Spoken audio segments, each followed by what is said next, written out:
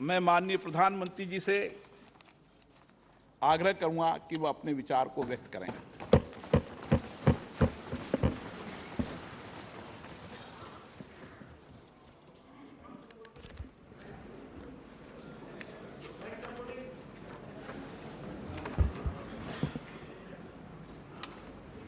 माननीय अध्यक्ष जी,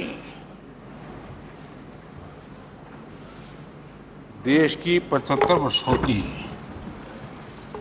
संसदीय यात्रा, उसका एक बार पुनः स्मरण करने के लिए और नए सदन में जाने से पहले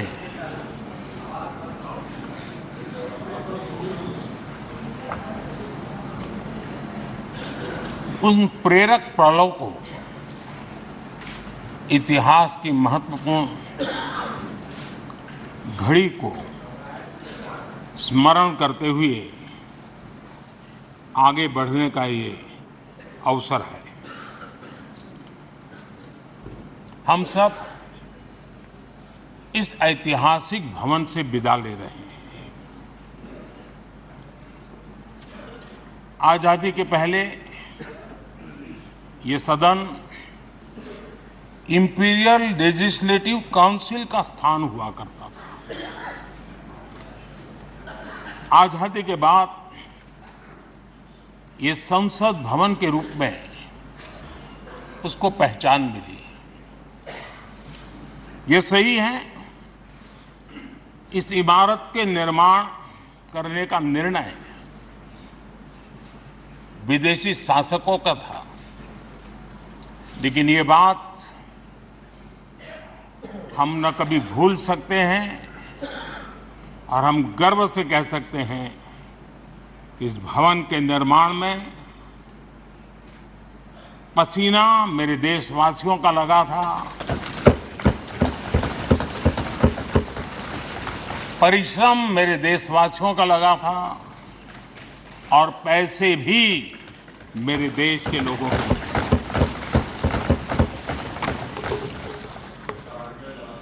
इस 75 वर्ष की हमारी यात्रा ने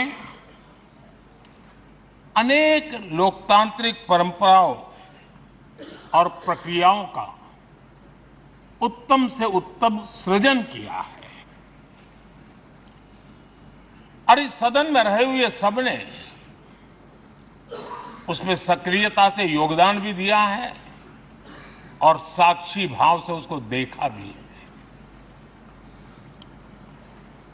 हम भले नए भवन में जाएंगे, लेकिन पुराना भवन भी, ये भवन भी आने वाली पीढ़ियों को हमेशा हमेशा प्रेरणा देता रहेगा।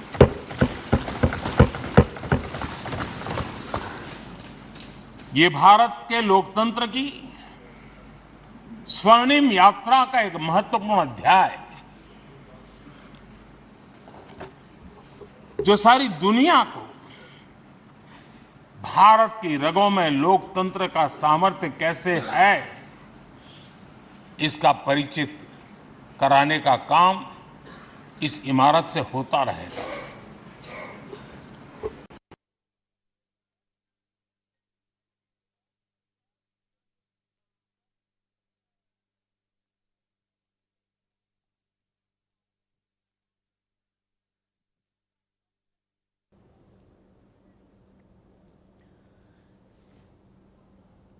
लोकसभा से सीधा तस्वीरें हम आपको दिखा रहे हैं। 75 साल के अनुभव और अब तक के सफर पर चर्चा आज सदन में होनी है और प्रधानमंत्री नरेंद्र मोदी का आज का भाषण बहुत ज़्यादा खास रहने वाला है।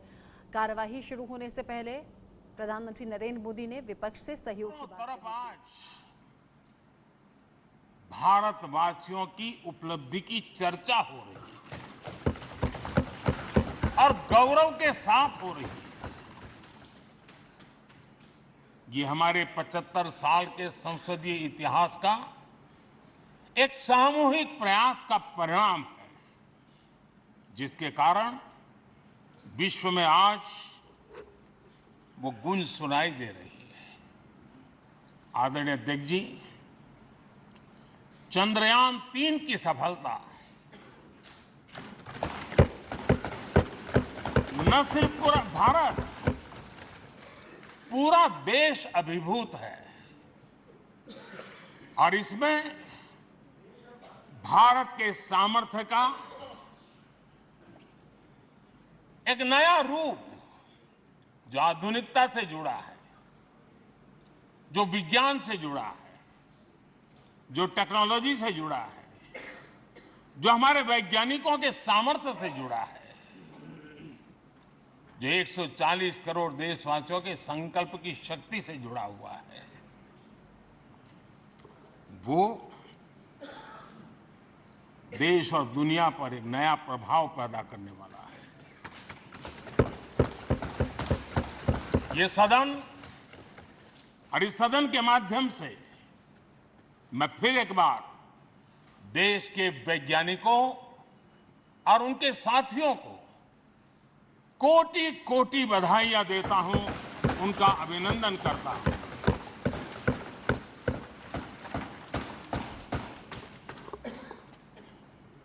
आदरणीय अध्यक्ष जी, ये सदन ने भूतकाल में जब नेम की समिट हुई थी, सर्वसम्मति से प्रस्ताव पारित करके देश के इस प्रयास को सराहा था। आज G20 की सफलता को भी आपने सर्वसम्मति से सराहा है। मैं मानता हूं देशवासियों का आपने गौरव बढ़ाया है, मैं आपका आभार व्यक्त करता हूं। G20 की सफलता 140 करोड़ देशवासियों की है। ये भारत की सफलता है, किसी व्यक्ति की सफलता नहीं है, किसी दल की सफलता नहीं है। भारत के फेडरल स्ट्रक्चर ने, भारत की विविधता ने 60 स्थानों पर 200 से अधिक समिट और उसकी मेजबानी हिंदुस्तान के अलग अलग रंग रूप में देश की अलग अलग सरकारों ने बड़े आन बान शान से की और ये प्रभाव पूरे विश्व भर के मन पर पड़ा हुआ है। ये हम सबके सेलिब्रेट करने वाला विषय है, देश के गौरवगान को बढ़ाने वाला है। और जैसा आपने उल्लेख किया, भारत इस बात के लिए गर्व करेगा, जब भारत अध्यक्ष रहा उस समय अफ्रीकन यूनियन इसका सदस्य बना। मैं उस इमोशनल पल को भूल नहीं सकता हूं जब अफ्रीकन यूनियन की घोषणा हुई और अफ्रीकन यूनियन के प्रेसिडेंट, उन्होंने एक इंटरव्यू में कहा कि मेरे जीवन में ऐसी पल थी शायद मैं बोलते बोलते रो पड़ूंगा। आप कल्पना कर सकते हैं कि कितनी बड़ी अपेक्षा और आशाएं पूरी करने का काम भारत के भाग्य में आया। आदरणीय अध्यक्ष जी, भारत के प्रति शक करने का एक स्वभाव कई लोगों का बना हुआ है और जब आजादी मिली तब से चल रहा है। इस बार भी यही था, कोई डिक्लेरेशन नहीं होगा, असंभव है। लेकिन ये भारत की ताकत है कि वह भी हुआ और विश्व सर्वसम्मति से एक साझा घोषणा पत्र लेकर के आगे का रोड मैप लेकर के यहां से प्रारंभ हुआ है।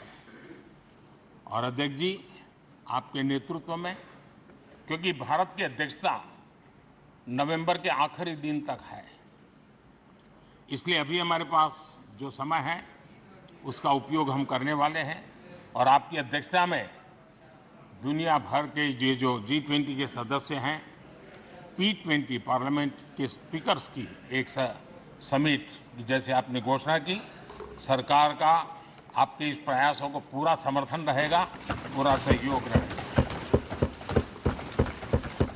आदरणीय अध्यक्ष जी, हम सबके लिए गर्व की बात है कि आज भारत विश्व मित्र के रूप में अपनी जगह बना पाया है। पूरा विश्व भारत में अपना मित्र खोज रहा है।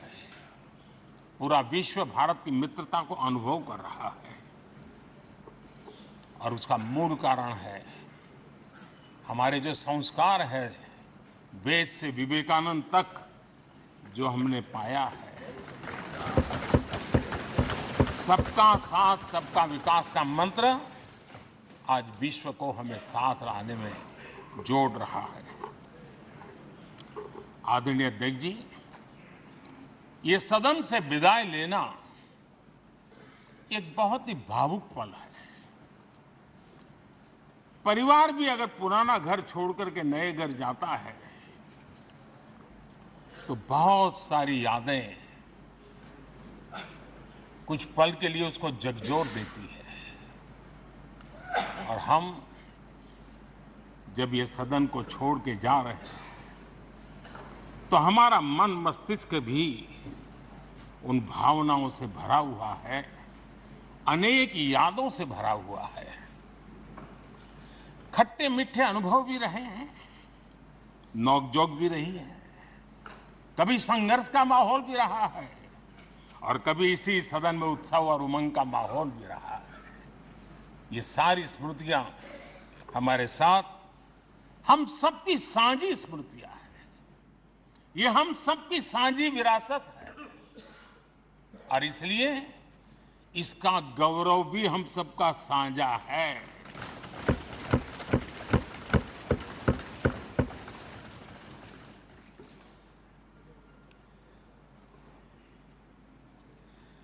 आजाद भारत के नवनिर्माण से जुड़ी हुई अनेक घटनाएं इन 75 वर्ष में यही सदन में आकार लेती हुई हमने देखी है।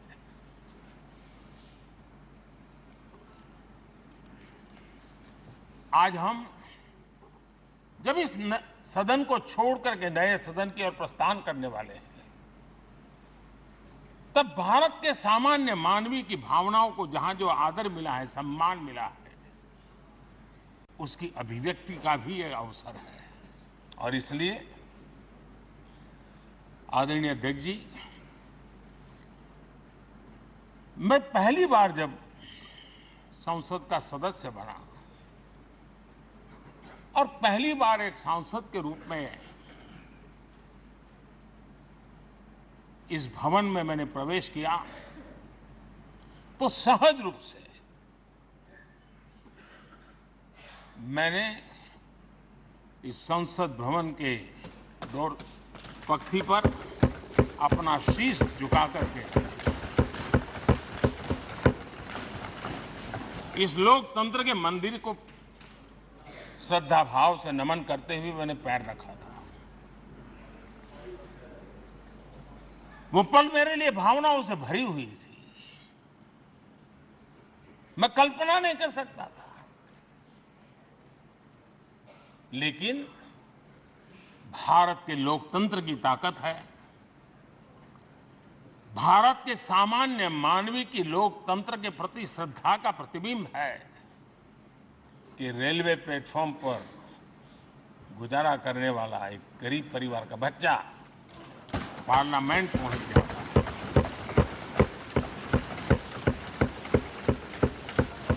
मैंने कभी कल्पना तक नहीं की थी कि देश मुझे इतना सम्मान देगा, इतना आशीर्वाद देगा, इतना प्यार देगा। सोचा नहीं था अध्यक्ष जी। आदरणीय अध्यक्ष जी, हम में से बहुत लोग हैं जो संसद भवन के अंदर जो चीज़ें लिखी गई उसको पढ़ते भी रहते हैं, कभी कभी उसका उल्लेख भी करते हैं। हमारे यहाँ संसद भवन के प्रवेश द्वार पर एक छांदोग्य उपनिषद का एक वाक्य है, लोक द्वारम करके पूरा वाक्य है। उसका मतलब ये होता है कि जनता के लिए दरवाजे खोलिए और देखिए कि कैसे वो अपने अधिकारों को प्राप्त करती है। हमारे ऋषि मुनियों ने ये लिखा हुआ हमारे प्रवेश द्वार पर लिखा हुआ है। हम सब और हमारे पहले जो यहां रहे हैं वो भी इस सत्यता के साक्षी है। आदरणीय अध्यक्ष जी, समय रहते जैसे जैसे वक्त बदलता गया, यह हमारे सदन की संरचना भी निरंतर बदलती रही है और अधिक समावेशी बनती गई है। समाज के हर वर्ग का प्रतिनिधि विविधताओं से भरा हुआ इस सदन में नजर आता है। अनेक भाषाएं हैं, अनेक बोलियां हैं, अनेक पहरवेश हैं, अनेक खान-पान है। सदन के अंदर सब कुछ है और समाज के सभी तबके के लोग, चाहे वो सामाजिक रचना के हो, चाहे आर्थिक रचना के हो, चाहे गांव या शहर के हो, एक प्रकार से पूर्ण रूप से समावेशी वातावरण सदन में पूरी ताकत के साथ जन सामान्य की इच्छा आकांक्षाओं को प्रकट करता रहा है। दलित हो, पीड़ित हो, आदिवासी हो, पिछड़े हो, महिलाएं हो, हर एक का धीरे धीरे धीरे योगदान बढ़ता चला गया है। आदरणीय अध्यक्ष जी, प्रारंभ में महिलाओं की सदस्य संख्या कम थी, लेकिन धीरे धीरे माताओं बहनों ने भी इस सदन की गरिमा को बढ़ाया है। इस सदन के गरिमा में बहुत बड़ा बदलाव लाने में उनका योगदान रहा है। आदरणीय अध्यक्ष जी, प्रारंभ से अब तक एक मोटा हिसाब लगाता था, करीब 7,500 से अधिक जनप्रतिनिधि दोनों सदनों में मिलाकर के योगदान दे चुके हैं। इतने सालों में 7,500 से करीब ज्यादा। इस कालखंड में करीब 600 महिला सांसदों ने भी इस सदन की गरिमा को बढ़ाया है, दोनों सदन की। और आदरणीय अध्यक्ष जी, आप जानते हैं कि इस सदन में आदरणीय इंद्रजीत गुप्ता जी 43 ईयर, अगर मेरी गलती नहीं हो तो 43 ईयर इस सदन में लंबा समय बैठ करके इस सदन के साक्षी बनने का उनको सौभाग्य मिला। और यही सदन है आदरणीय अध्यक्ष जी, जहां शकीकुर रहमान जी 93 की एज में भी सदन में अपना योगदान देते रहे, जबकि उनकी उम्र 90 थी। और आदरणीय अध्यक्ष जी, ये भारत के लोकतंत्र की ताकत है कि 25 साल की उम्र की चंद्रमणि मुर्मू इस सदन की सदस्य बनी थी। सिर्फ 25 साल की उम्र की, सबसे छोटी उम्र की सदस्य बनी थी। आदरणीय अध्यक्ष महोदय, वाद विवाद, कटाक्ष, ये सब कुछ हम सब ने अनुभव किया है, हम सब ने इनिशिएट भी किया है, कोई बाकी नहीं है। लेकिन उसके बावजूद भी शायद जो परिवार भाव हम लोगों के बीच में रहा है, हमारे पहले की पीढ़ियों में भी रहा है, जो लोग प्रचार माध्यमों से हमारे यहाँ का रूप देखते हैं और बाहर निकलते ही हमारा जो अपनापन होता है, परिवार भाव होता है, वो एक अलग ही ऊंचाई पर ले जाता है। और ये भी इस सदन की ताकत है, एक परिवार भाव। और उसके साथ साथ हम कभी कड़वाहट पाल करके नहीं जाते हैं, हम उसी प्यार से सदन छोड़ने के कई वर्षों के बाद भी मिल जाए तो भी उस प्यार को कभी भूलते नहीं है, उस स्नेह भरे याद दिनों को भूलते नहीं है। वो मैं अनुभव कर सकता हूं। आदरणीय अध्यक्ष जी, हमारे पहले भी और वर्तमान भी हमने कई बार देखा है कि अनेक संकटों के बावजूद भी अनेक असुविधाओं के बावजूद भी सांसद सदन में आए हैं और उन्होंने शारीरिक पीड़ा भी असह्य हो तो भी सदन में एक सांसद के रूप में, जनप्रतिनिधि के रूप में अपना कर्तव्य निभाया है। ऐसी अनेक घटनाएं आज हमारे सामने हैं। गंभीर गंभीर बीमारियों के बावजूद भी कोई व्हीलचेयर में आना पड़ा, किसी को डॉक्टरों को बाहर खड़े रख करके अंदर आना पड़ता था, लेकिन सभी सांसदों ने कभी न कभी इस प्रकार से अपनी भूमिका निभाई। कोरोना काल हमारे सामने उदाहरण है। हर परिवार में रहता था कहीं बाहर जाए तो मौत को बुलावा न दे दे, उसके बावजूद भी हमारे माननीय सांसद दोनों सदन में कोरोना काल के इस संकट की घड़ी में भी सदन में आए, अपना कर्तव्य निभाया। हमने राष्ट्र का काम रुकने नहीं दिया। आवश्यकता पड़ी, डिस्टेंस रखना भी था और बार बार टेस्टिंग भी करना पड़ता था। सदन में आते थे लेकिन मास्क पहनना पड़ता था। बैठने की रचना भी अलग अलग की, समय भी बदले गए। हर चीज के साथ राष्ट्र का काम रुकना नहीं चाहिए, इस भाव से सभी सदस्यों ने इस सदन को अपने कर्तव्य का महत्वपूर्ण अंग माना, संसद को चलाए रखा।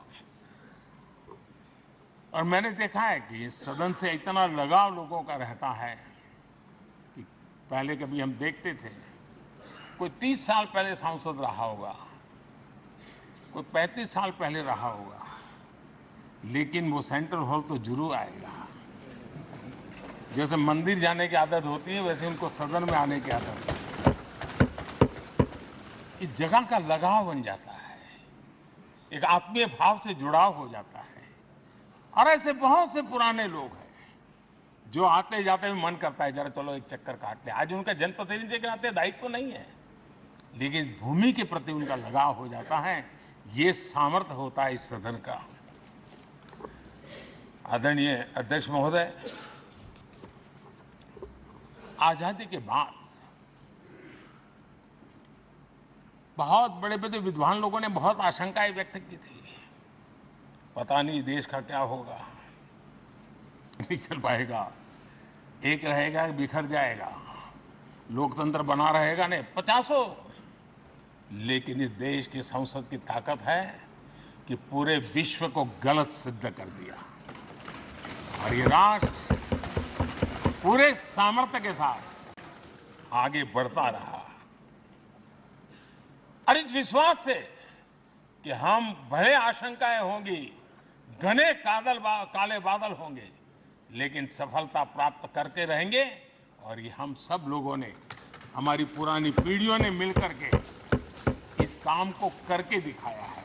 इसका गौरवगान करने का ये अवसर है। आदरणीय अध्यक्ष जी, इसी भवन में 2 साल 11 महीने तक संविधान सभा की बैठकें हुई और उसने देश के लिए एक मार्गदर्शक जो आज भी हमें चलाता है, हमारे संविधान दिया। और 26 नवंबर 1949 को जो संविधान हमें मिला वो 26 जनवरी 1950 को लागू हुआ। इन 75 वर्षों में सबसे बड़ा जो अचीवमेंट है वो ये है कि देश के सामान्य मानवी का इस संसद पर विश्वास बढ़ता ही गया है। और लोकतंत्र की सबसे बड़ी ताकत यही है कि इस महान संस्था के प्रति, इस महान इंस्टीट्यूशन के प्रति, इस व्यवस्था के प्रति उनका विश्वास अटूट रहे।